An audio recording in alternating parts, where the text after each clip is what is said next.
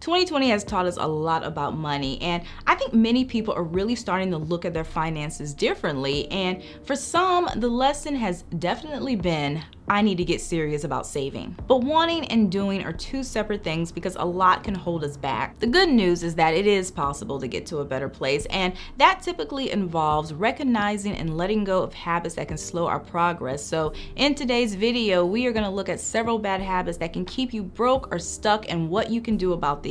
But before getting into the list, I would like to thank Wealthfront for sponsoring this video. We will talk more about them as we go on. However, I'm excited to share this company with you because they are offering something that I think a lot of you might like. The first bad habit that can keep you broke or stuck is procrastination. Now, this is something that we all do, and it can affect different areas of our life. However, I once read this statement, and I can't remember exactly where, but I read a statement that said, financial procrastination is like a black hole for your bank account. And that always stuck with me because I felt that that was such a perfect way to illustrate how putting off money management can really affect you long term. Now, there are many reasons for procrastination, obviously, and sometimes it can be as simple as just not wanting to do something. But the reason for procrastination, I think, can also go a little deeper, and sometimes we put off stuff because the task in itself, it just seems too big, or we fear failure. And when it comes to financial procrastination, I think that a lot of people might fall into those latter two categories.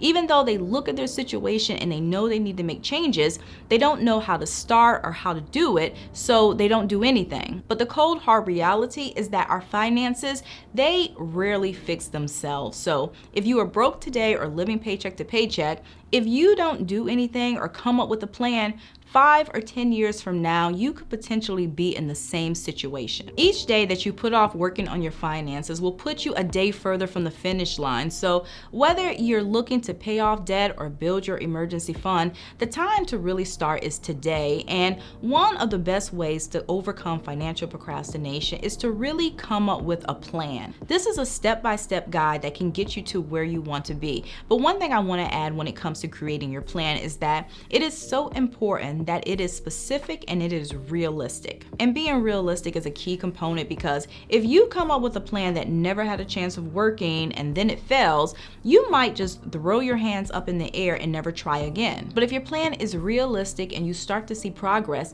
that in itself is going to keep you motivated and keep you moving in the right direction. Another habit that can keep you broke is fear of investing. Now, even though a lot of people recognize the growth potential of investing, some people don't invest because they find the market to be scary. And as a result, they might limit themselves to having a savings account, or if they have a 401k at work, they might even think that, I'm all set. I have my retirement account. I don't have to put my money elsewhere. And I get it. You work hard for your money and you don't want to lose it. And if you don't understand how investing works or how to get started, you might think that it's not for you. But investing is an excellent way to grow your money long term and create a bigger safety net. And the good news is that you really don't have to do it alone. Investing using a digital platform like Wealthfront can make the process less intimidating, especially if you are a beginner or a young investor who needs guidance. Not only because it's easy to set up an account, but also because Wealthfront is an automated investment service, which is also known as a robo-advisor. The platform removes the hassle of having to research and pick your own investments,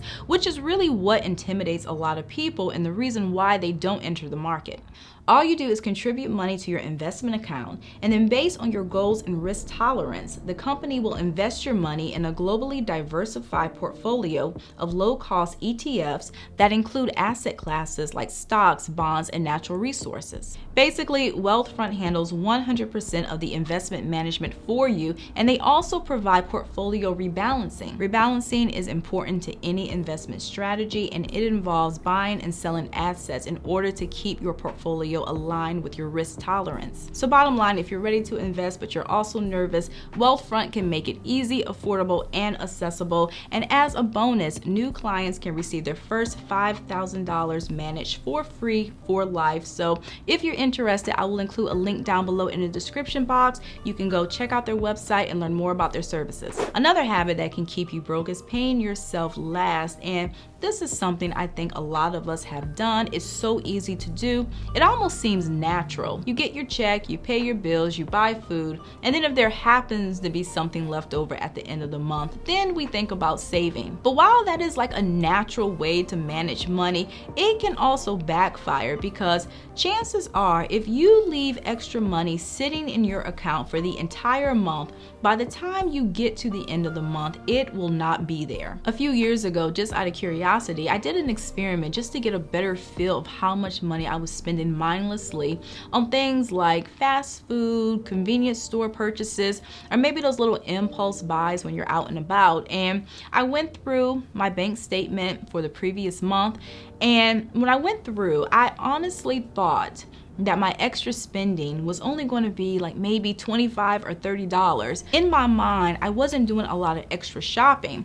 However, once I added up everything, it came to be like over $75. So my point is, if you are waiting until the end of the month to see how much you have left to determine how much you're going to save, it might be a lot harder to build a cushion. It is so important that you pay yourself first. So when you get your check, before you pay a bill, make sure you put something into savings. And I know that might seem difficult, especially if you earn a lower income, but even if it's only $20 or $25 a pay period, something is better than nothing.